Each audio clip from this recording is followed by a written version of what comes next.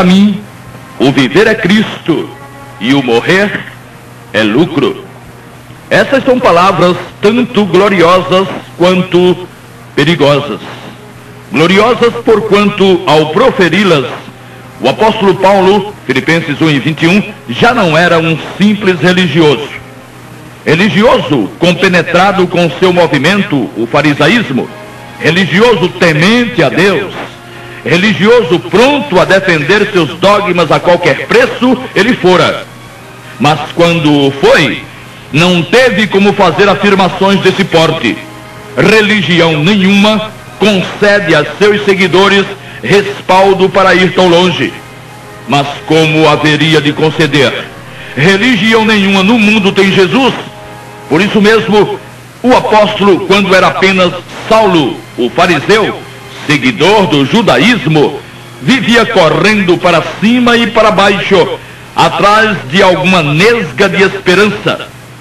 Para isso, ia ao extremo de perseguir remidos pelo sangue de Jesus, que eram caçados por conta do inominável crime de pregarem o Evangelho da Graça. Naqueles dias, para Saulo, o viver era uma constante incógnita, uma enxurrada de dúvidas, de incertezas e de acusações da lei, e o morrer um terror completo. O morrer não foi lucro para quem o viver não foi Cristo. Uma vida quase toda na propagação de uma religião, e Saulo descobriu, após a manifestação no caminho de Damasco e nos dias subsequentes, que esteve toda a vida na contramão da verdade.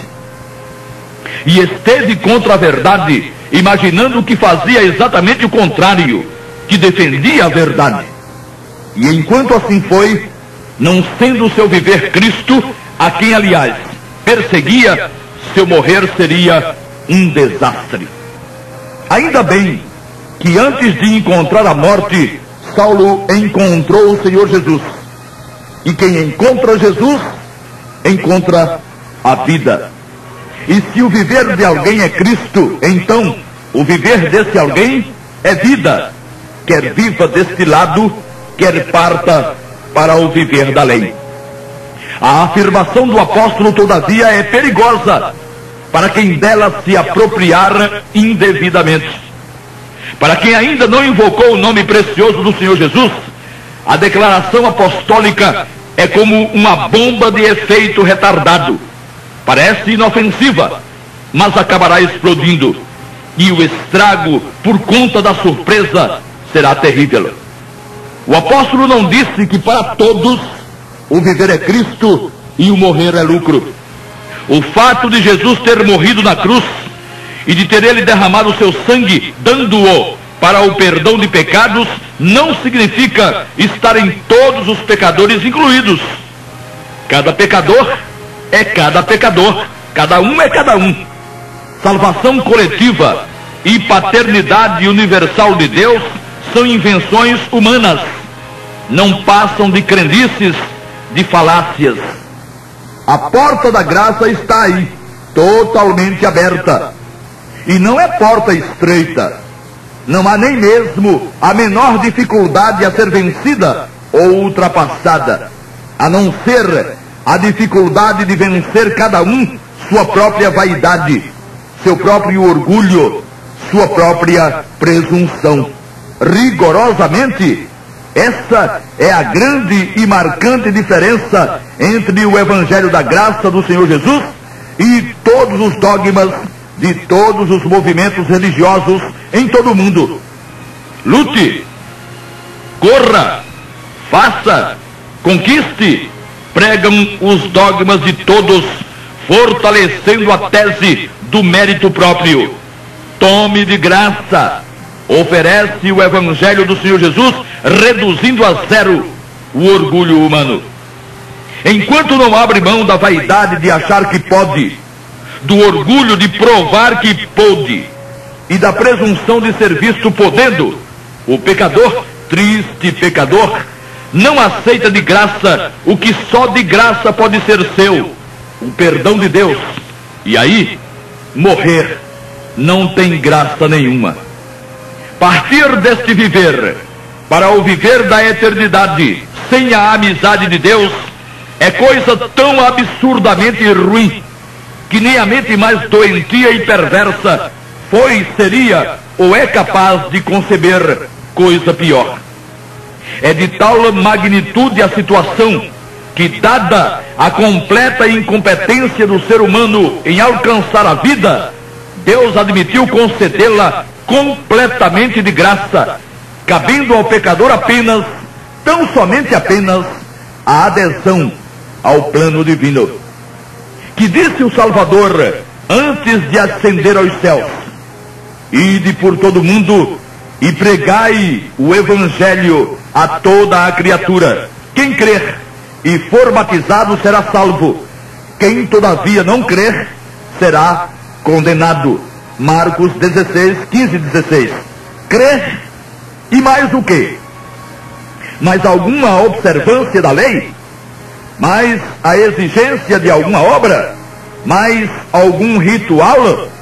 Sejam malditos, anatematizados todos os mais, inventados pela incredulidade religiosa, porque mais Jesus não disse. Se alguém, ouvindo a mensagem do Evangelho da Graça, continuar em trevas, será por exclusiva culpa sua. Até os demônios, se pudessem, se converteriam ao Senhor Jesus, invocando-o como Salvador pessoal, único e todo suficiente. Entretanto, a infeliz da presunção da mente humana, que convence o homem de que não deve aceitar algo totalmente de graça, que é mais bonito provar seu próprio valor, que é homem, não leva desaforo para casa, tem levado muitos a continuarem vivendo em trevas e a partirem do corpo em trevas. Como o morrer de alguém assim seria lucro? Que lucro? E ele quis lucrar? Ele quis fazer média consigo mesmo, fazer média com sua própria vaidade, com seu próprio orgulho, fazer média com familiares, com amigos, com colegas de infortúnio. Para ser salvo para sempre é somente crer, mas não crer que a terra é redonda e que o fogo queima, e nem é crer em outra coisa qualquer que se possa crer, mesmo sobre Jesus e Deus. Crer nas palavras do Salvador é confiar, e confiar em Jesus pressupõe desconfiar de tudo e de todos, principalmente de si mesmo. Quem confia em algo que tenha ou que possa fazer, não está disposto ainda a confiar totalmente em Jesus. E em Jesus, confiança pela metade não funciona. Não é levado a sério tal tipo de confiança que realmente não é confiança. Quem vive assim faz muito bem em não declarar ser o morrer lucro, porque não é mesmo.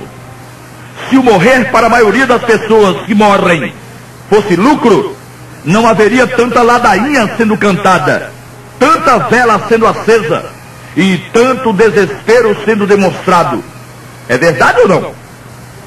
Se o morrer para quem viveu em Cristo é lucro, então haja festa, haja alegria, haja felicidade, haja comemoração por quem morreu. O que acontece é que muitas vezes o morrer de um remido ocasiona prejuízo a quem ficou.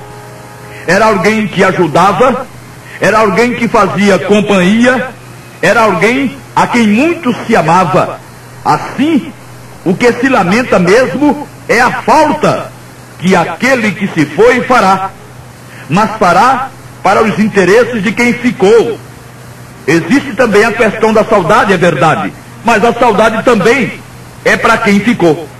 A obra de Jesus na cruz, entretanto, foi realizada para que os que tivessem coragem suficiente para invocá-lo fossem felizes na morte, quantos seriam na vida e até mais.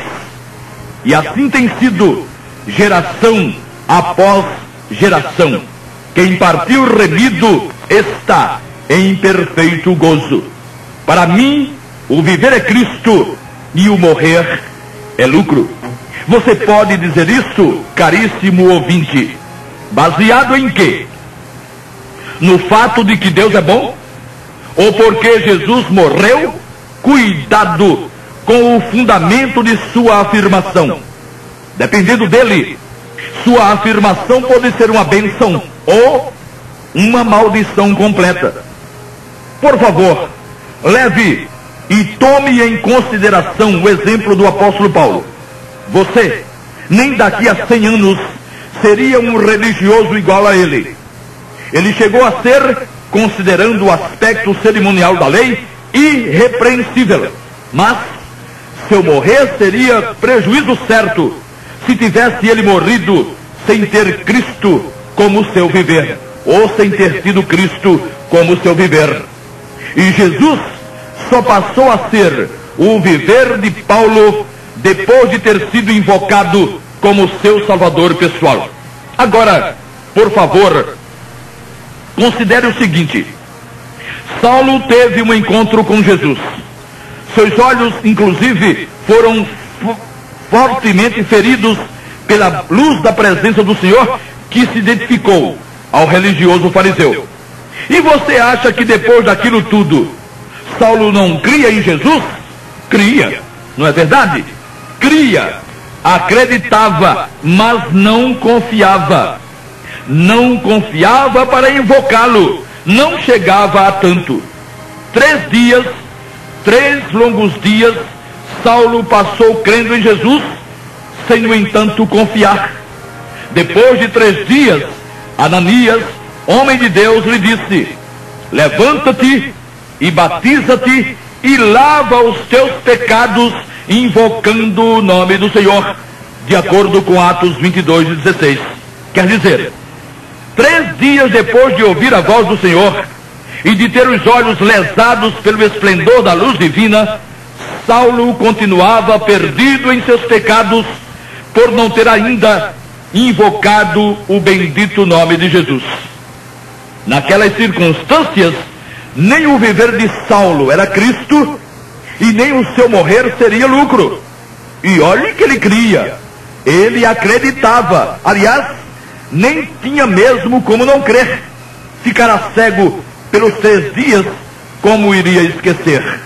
Mas a invocação foi o que fez ele ter o seu viver em Cristo. Ou seja, Jesus só se tornou o Jesus de Saulo, que passou a ser Paulo, o apóstolo, depois de ter sido invocado pelo fariseu, religioso que só ele, bem intencionado como ninguém mais, só que tendo pecados da cabeça aos pés. E pecados, ele continuou pecando, continuou cometendo, só que não mais tendo a culpa deles. Daí sua exclamação: para mim, o viver é Cristo e o morrer é lucro. Se Paulo tivesse continuado precisando pedir perdão, nem seu viver seria Cristo, já que toda vez que pecasse, estaria perdido de novo, e a cada pecado corresponderia novo perdão, e nem seu morrer seria lucro, uma vez que poderia acontecer de morrer ele na vigência de um pecado, quando então seu morrer seria perda total. Essa fantástica afirmação de Paulo foi feita concomitantemente ou ao mesmo tempo com essa outra, ou que essa outra: dos pecadores eu sou o principal. 1 Timóteo 1,15. Perceba-se que o verbo está flexionado no indicativo presente. Protos, eimi, ego. Eu sou o principal, não eu fui. Então somente era Paulo um pecador remido. E toda a diferença entre um pecador comum e um pecador remido é a invocação, ou foi a invocação do nome do Senhor Jesus. Para a vida eterna, para a salvação eterna, o pecador não entra com nada, nem mesmo com uma promessa de não mais pecar, que seria uma promessa falsa e vã. Para a vida cristã, para a vida espiritual, para uma vida a serviço do Senhor, o remido tem à sua disposição os meios de graça, mas para a vida eterna, ele não teve nada e não pôde fazer nada. Nada daquilo que o remido tem era e tinha. Tudo o que o remido tem, lhe foi dado de graça, pela graça, mediante seu ato de fé no sangue do Senhor Jesus. É inquietante ver muitos que não invocaram ainda a Jesus usarem a expressão do apóstolo de que temos tratado como se ela lhes dissesse respeito. As pessoas são pessoas preciosas aos olhos de Deus, que quer que todos os homens sejam salvos. 1 Timóteo 12:4. Mas é necessário levar em consideração que, mesmo querendo Deus que todos os homens sejam salvos, eles, todos os homens, nem foram e nem serão salvos. O motivo já vimos: sua própria teimosia, sua própria obstinação na manutenção da maldita vaidade. A expressão do apóstolo só pode ser apropriada e usada por quem tomou atitude semelhante à atitude dele, que invocou o nome do Senhor Jesus. Se mesmo crendo em Jesus, Paulo tinha sobre si a culpa de seus pecados, por que não a teriam todos os outros que ainda não invocaram o nome do Senhor, mesmo que acreditem em sua existência?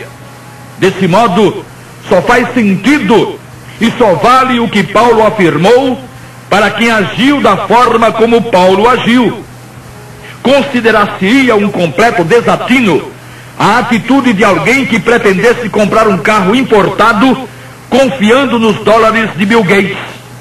Os dólares de Bill Gates são dólares de Bill Gates. Quem pretende comprar um carro importado em dólares precisa contar com seus próprios dólares. De igual modo, a afirmação de cada um é a afirmação de cada um. E você pode repetir realmente a afirmação feita pelo apóstolo Paulo? Para Paulo, o viver era Cristo. Para você também? Você já o invocou? Ele já deixou de ser o salvador dos outros para ser o seu próprio salvador? Se assim foi, e se assim for, tudo bem. Mas não se empolgue com a confissão de Paulo, estando ainda a confiar em seus próprios recursos, em sua própria bondade, em seus próprios atos e obras. Paulo não cometeu tamanha insensatez. Ele primeiro invocou o nome do Senhor Jesus para só então pronunciar-se assim: para mim, o viver é Cristo e o morrer é lucro. Não espere misericórdia da parte de Deus se primeiro não atentar para o que diz sua palavra. Muitos teimam o quanto podem e rejeitam levar em consideração o que está escrito, e depois esperam que o Senhor os cubra com uma misericórdia ainda maior do que a misericórdia que ele já demonstrou na pessoa do Senhor Jesus. Acham que Deus deve sempre estar à sua disposição, acatando tudo o que eles decidirem. E é claro, entendem que a salvação há de acontecer de várias formas diferentes, ou pelo menos cada segmento religioso tem sua própria forma, o que, é claro, não significa nada na economia do Altíssimo. O que pensa você da morte, ouvinte amigo? Ela vai chegar, você sabe. Será ela para você lucro ou prejuízo total? Não adianta apenas pensar na morte. Isso não resolve nada. Se pensar eliminasse a existência ou a visita dela, vá lá. Mas pensar por pensar é puro masoquismo. Pensar na morte só faz sentido se esse exercício levar quem o pratica a pensar na única solução existente: a invocação do nome do Senhor Jesus. Morrer sem ele é morrer na miséria. Morrer sem a invocação do nome do Senhor Jesus é entrar na eternidade brigado com Deus. O inimigo mantém o império da morte exatamente por causa da culpa do pecado, que é o que torna o homem afastado de Deus. Isso continuaria assim, ou teria continuado assim para todos, se não tivesse existido a cruz do Senhor Jesus. Aliás, como seria esse mundo sem a cruz de Jesus? O que seria dos remidos sem a cruz do Senhor Jesus? E pensar que muitos vivem como se não existissem os efeitos da cruz do Senhor. Mas a cruz existiu. E existiu para que, morrendo nela sua morte, o Salvador conquistasse para os remidos a vida. E conquistada a vida que é para sempre, a morte para o remido é lucro. E visto como os filhos participam da carne e do sangue, também ele participou das mesmas coisas, para que pela morte aniquilasse o que tinha o império da morte, isto é, o diabo, e livrasse todos os que, com medo da morte, estavam por toda a vida sujeitos à servidão. Hebreus 2, 14 e 15.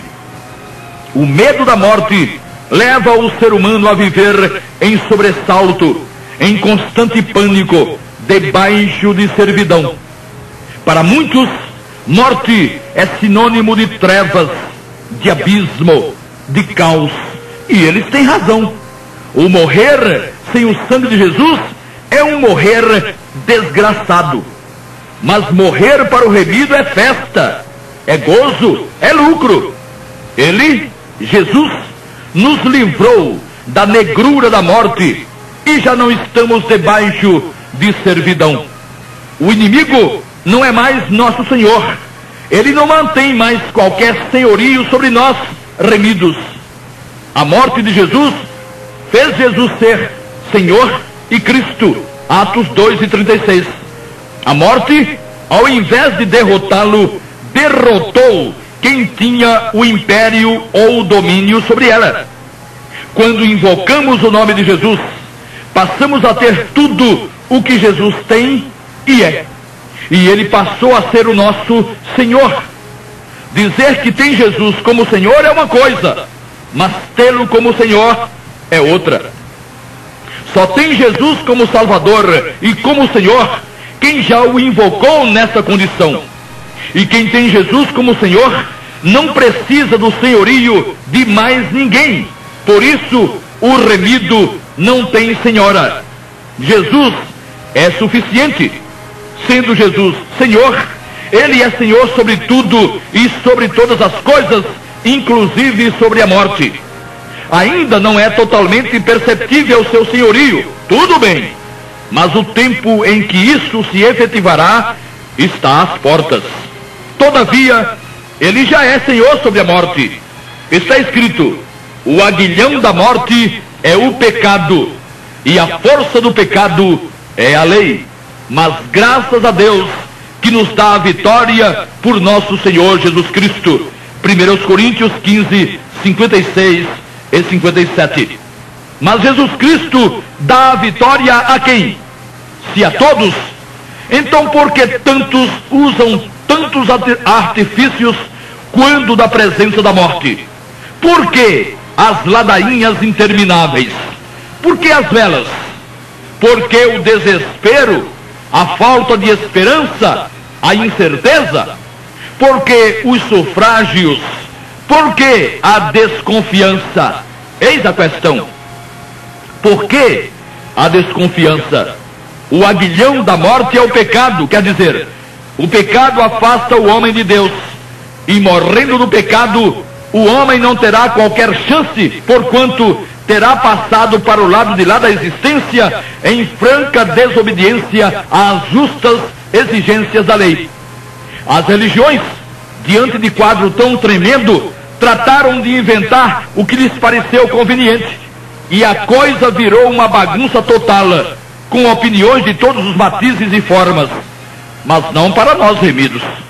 Para nós, o viver é Cristo e o morrer é lucro. Confiamos tanto no sangue de Jesus quanto confiou o apóstolo Paulo. Então, temos todo o direito de fazer nossas suas palavras. Se já não estamos debaixo de servidão, se já temos a vitória, morrer é lucro. Qual o problema? Os problemas ficam para quem fica. Para quem vai, remido, só bênção, só gozo, só luz, só alegria, só lucro.